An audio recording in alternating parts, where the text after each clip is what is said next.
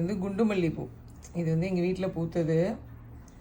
இது வந்து ஒரே ஒரு பூ தான். ஒரு பூவில் வந்துட்டு பார்த்திங்கன்னா தெரியும், ஒரே ஒரு பூ தான், தெரியுதா? ஒரே ஒரு பூ தான். அதில் வந்துட்டு 2 மொட்டு வச்சு இருந்தது. அது வந்து இந்த சைஸ்க்கு தான் வந்திருக்கு.